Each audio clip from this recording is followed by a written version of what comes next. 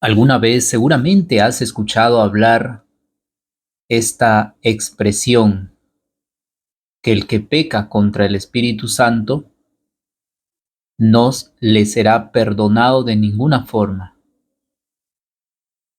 Pero preguntémonos, ¿qué significado tiene o cuál es la implicancia cuando hablamos de que todo pecado y blasfemia será perdonado a los hombres, pero la blasfemia contra el Espíritu Santo no será perdonada? ¿Cuál es esa implicancia para nuestra vida?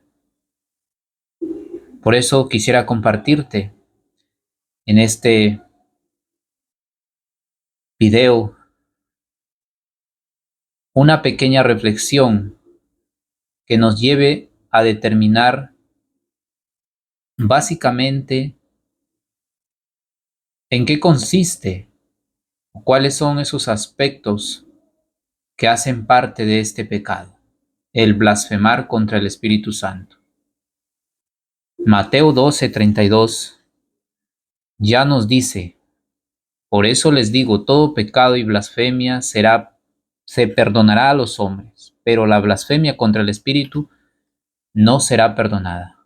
Y al que diga una palabra contra el Espíritu del hombre, se le perdonará, pero al que la diga contra el Espíritu Santo no se le perdonará, ni en este mundo ni en el otro. Igualmente encontramos en el Evangelio de Marcos capítulo 3, versículo 29.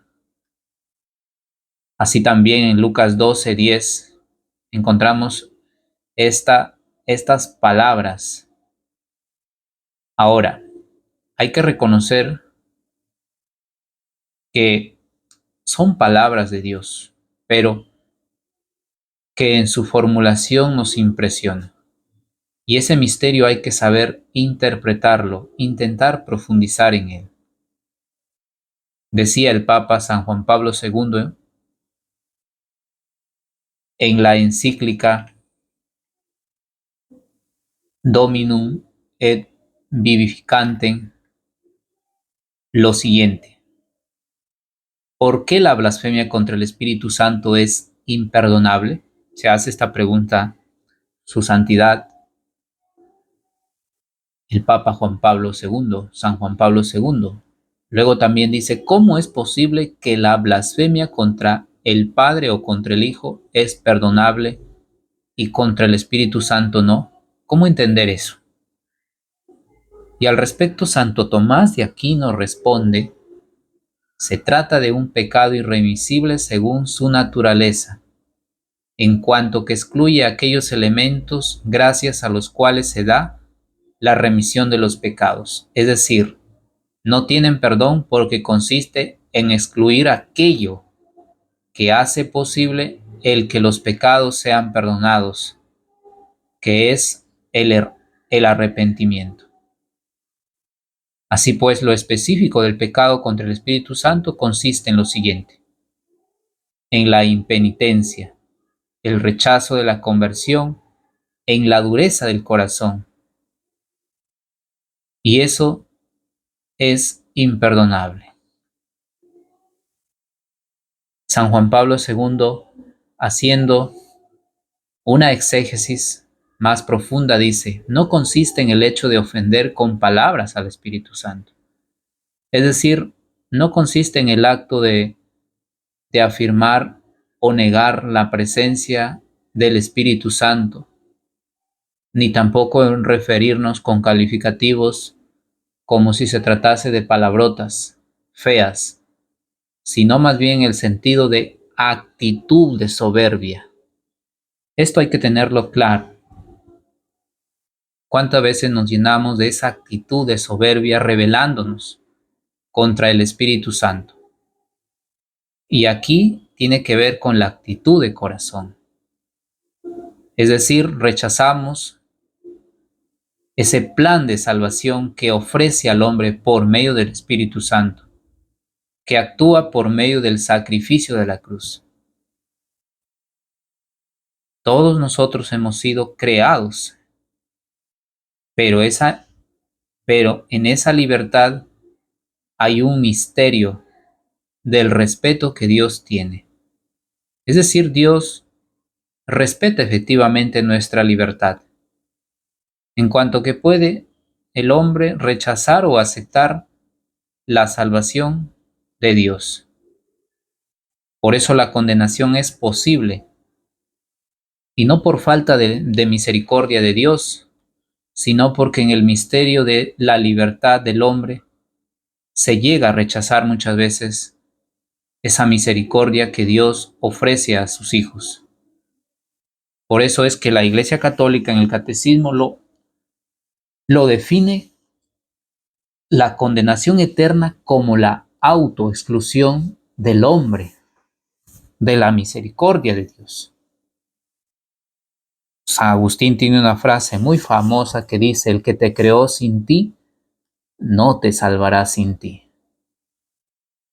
Ya que esto requiere siempre de la colaboración del hombre. La gracia solo actúa en la medida en que el hombre colabore. Si no, va a pasar como esa escena que Jesús dice que cuando se acercaba a Jerusalén, viendo la ciudad, lloró porque era rechazada la gracia y le dijo: Jerusalén, Jerusalén, que apedreas a los profetas, que rechazas a los que te son enviados. ¿Cuántas veces he querido reuniros como la gallina reúne bajo sus alas a sus polluelos, a sus polluelos? Y esto efectivamente es un rechazo de la gracia, un endurecimiento del corazón. En ese sentido, entonces, nos damos cuenta que estas palabras que pronuncia Cristo y que muchos padres de la Iglesia la han comentado, como San Atanasio, Hilario, San Ambrosio, Jerónimo, Crisóstomo, consideran que este pecado es aquella blasfemia que atribuye las obras del Espíritu Santo y que en cierta manera tiene que ver también con esos espíritus diabólicos. Tres cositas que nos podrían ayudar a tener en cuenta, que entonces se refiere particularmente a esa obra de la redención que el hombre rechaza y que sumamente hace difícil la conversión al bien o la salida del pecado. Entonces, quédate con lo siguiente. El rechazar o el blasfemar la acción del Espíritu Santo, uno, genera que en cierta manera el hombre desconfíe de la misericordia de Dios y a veces cae en una desesperación. Es como cuando un niño no confiase en su padre o en su madre. O también puede darse el caso de presumir, que es también excluir el temor de la justicia. Dos, nos hace enemigos de los dones divinos que nos llevan a la conversión. A veces el hombre rechaza la verdad y la rebate para poder pecar con tranquilidad. Igualmente aquí se sumerge el pecado de envidia, de odio de la gracia, la envidia de la gracia fraterna o tristeza por la acción de la gracia en los demás. Muchas veces decimos: ¿por qué al otro le va bien y a mí me va mal? Y finalmente lo que nos impide salir del pecado, todo eso también tiene que ver con blasfemar contra el Espíritu, es decir, hay una negativa al arrepentimiento y dejar nuestros pecados. Queremos vivir obstinados en el mal. Reiteramos el mal mil y muchas veces. Y evidentemente a este pecado no se llega de repente, sino después de haberse habituado en el pecado. La malicia de este pecado implica muchos otros pecados que van deslizando al hombre hasta rechazar la conversión. Dice nuestro Señor que este pecado no será perdonado ni en este mundo ni en el otro. Mateo 12:32. No quiere decir esto que este pecado no pueda ser perdonado por Dios, sino que de suyo no da pie alguno para el perdón. Es decir, corta todas las vías para el arrepentimiento y la vuelta a Dios.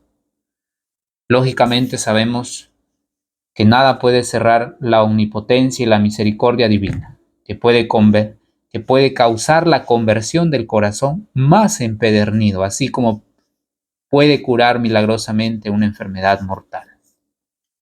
Si te gustó, compártelo, que la pasión de Cristo esté siempre grabada en nuestros corazones. Amén.